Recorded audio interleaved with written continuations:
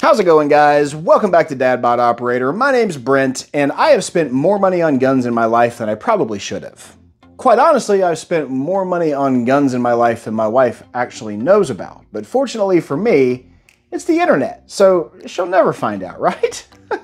But what I have found is that along the way, there's 3 different ways to get what you want. You can either build it exactly as you want it, buy it and then modify it to what you want, or just buy it exactly as you want it out of the box. Problem with out of the box is that it's really expensive. The problem with buying and modifying is that you can make mistakes along the way, making the total cost be almost as much as it was if you just bought it. And the thing about building it is you gotta know how to build it. So today we're gonna focus on 2 of the 3, buy and modify, and in this case, the Ruger AR556 sits before you. In the buy category, we have the Daniel Defense DDM4V7.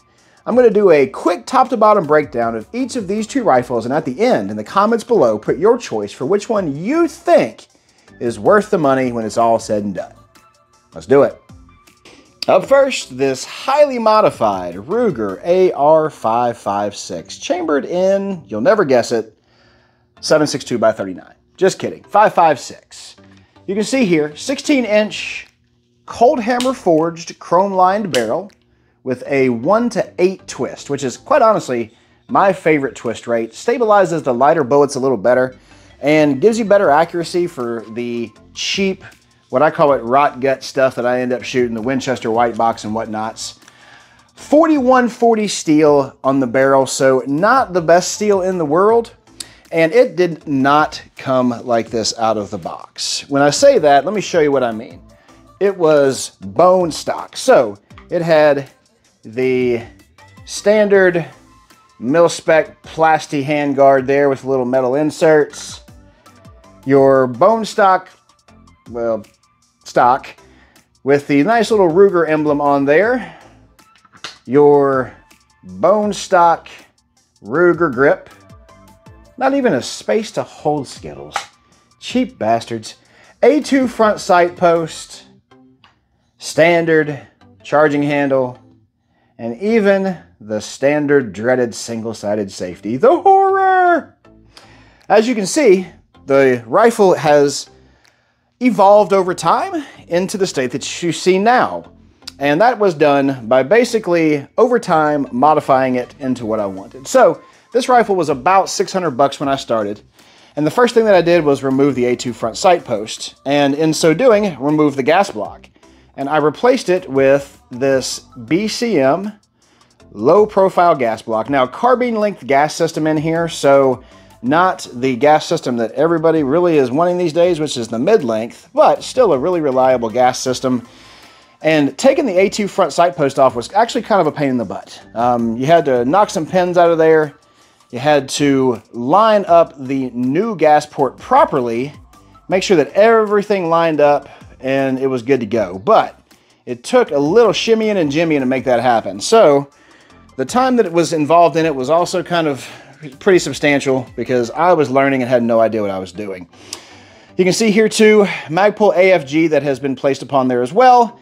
That standard guy right here has been replaced with an Aero Precision Atlas S1. One of my favorite handguards, honestly. 15 inches, super slim and low profile. You can see that they have done the Picatinny rail delete at the top, so that does help with some weight. Also gives you the ability to get a nice C-clamp on there too. The problem with this is that it is very close to the barrel, and so it heats up pretty quickly. It's got a really cool locking system on there that even an idiot can make work, because I made it work.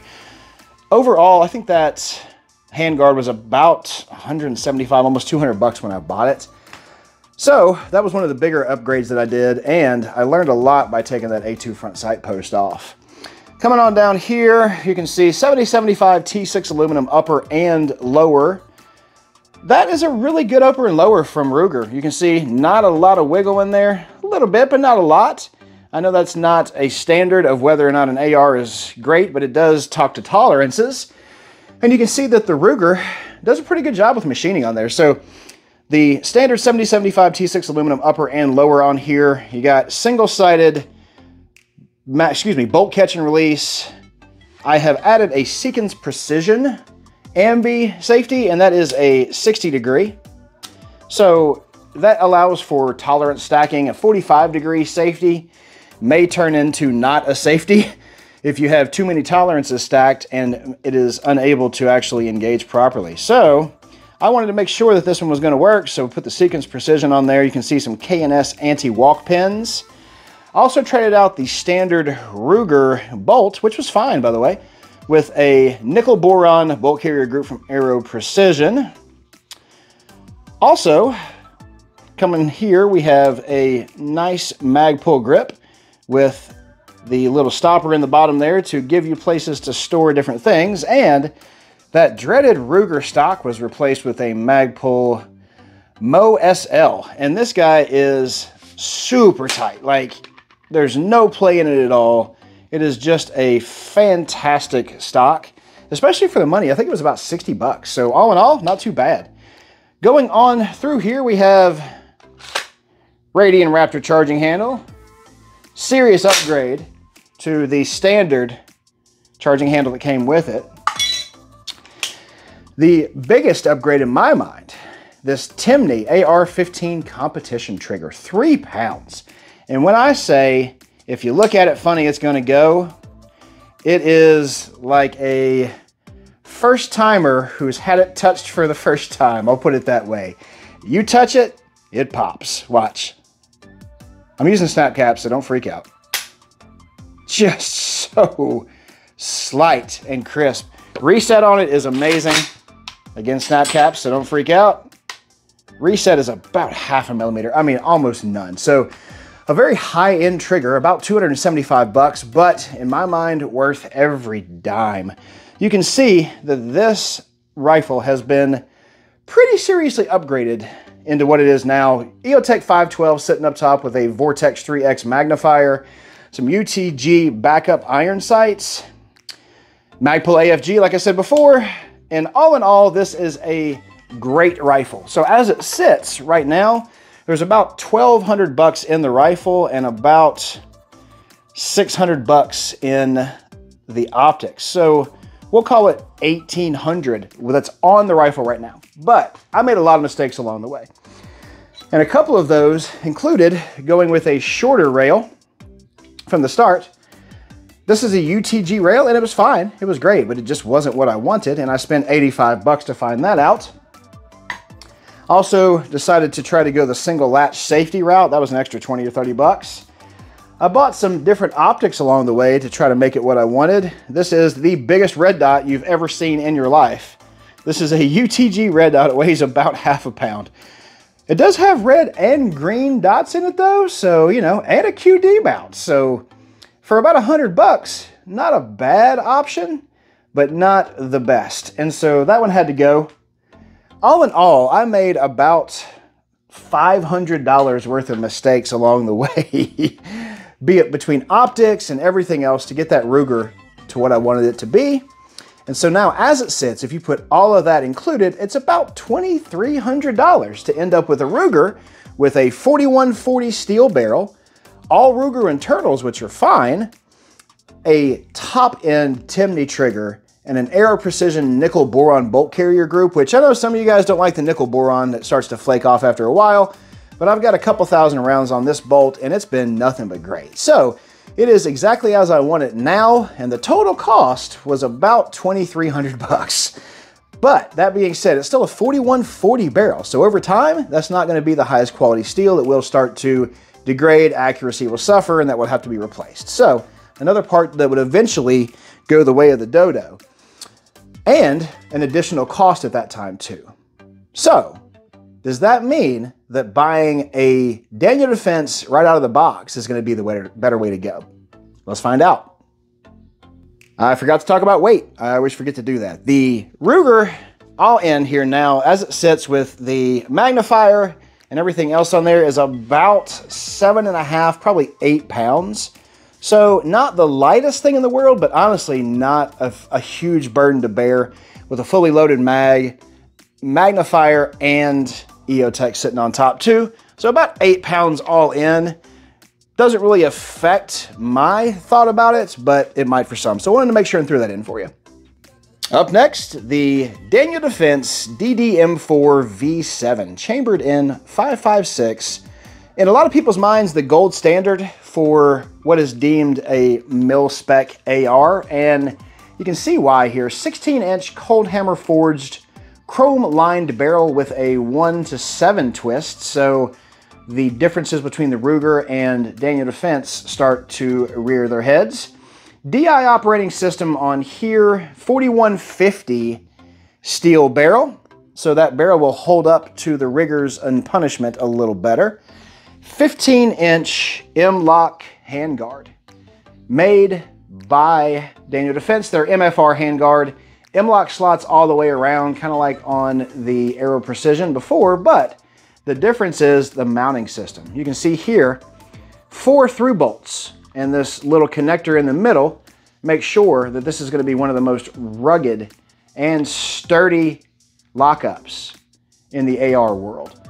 And this is done because Daniel Defense has quite a few government contracts, and their RIS-2 rail has a 6-bolt lockup, and they wanted to make sure that their top-of-the-line rifles also have a similar lockup. So 4 through-bolt system there, and a really rugged system.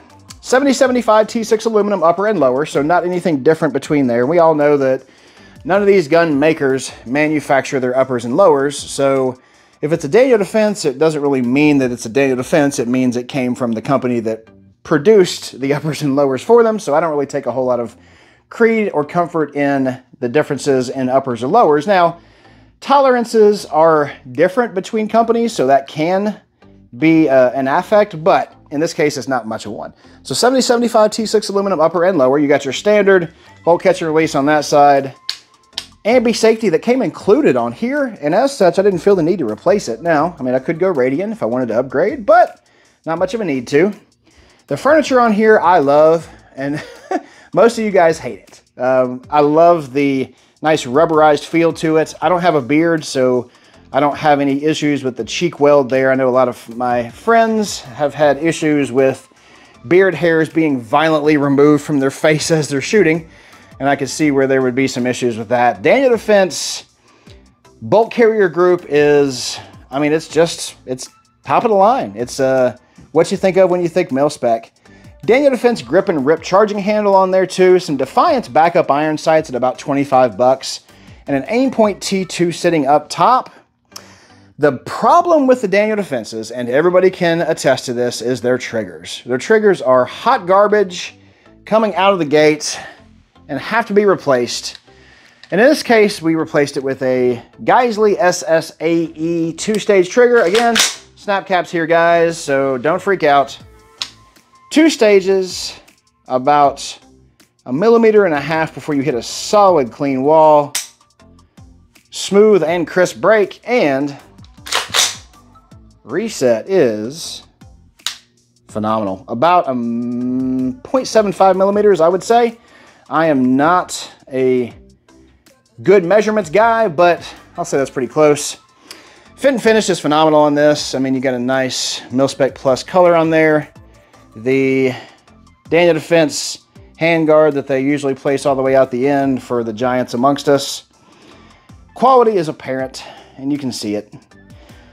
Nothing really needed to be replaced on this. So as it is, I bought it and stuck a trigger in it and called it good, put an aim point on top, and for the next 50 years, I would have a rugged, solid, reliable rifle and didn't have to do anything to it. Overall weight on this one too is a little bit different. As it sits now, about 7 pounds, so going to save you about a full pound of weight between the two. And honestly, there's not a whole lot more to say about it. I spent more time on the Ruger because I felt like it needed the extra scrutiny to show the value of it. But the Daniel Defense, everybody knows, so that doesn't require a whole lot of time talking about it. So, in your mind, which one's the better value? If you spent $2 grand on either one of these two rifles, would you rather buy it and modify it to make it exactly what you wanted, or just buy it and call it good? In my mind, I'm of two different minds. So if I had to grab one gun for the rest of my life and never see any of the other ones again, and that was going to be my gun, I grabbed the Daniel because I know it's going to be rugged and reliable. But there's something about that Ruger that just speaks to me because I made it what it is. I love shooting it. The recoil impulse is great on it. That trigger makes it just a blast to shoot. And so I like the Ruger better, but if the rigors of life called and I could only take one rifle with me, I'm grabbing the Daniel. Put your choice in the comments below, guys. Let's get a conversation going. I love talking to you guys about this kind of stuff. I guess that's kind of why I have a YouTube channel. We are in monetization review, gentlemen. We officially hit the 4,000 watch hours needed. So thank you. From the bottom of my heart, thank you guys so much for tuning in. I know that I don't have a ton of production value here, but now that we are hopefully going to be monetized, you'll start to see some investment back into the channel and editing software and some additional things that will hopefully make the production value a little better. So thank you guys for sticking with me for this year and some odd months as we built this channel into what you see now.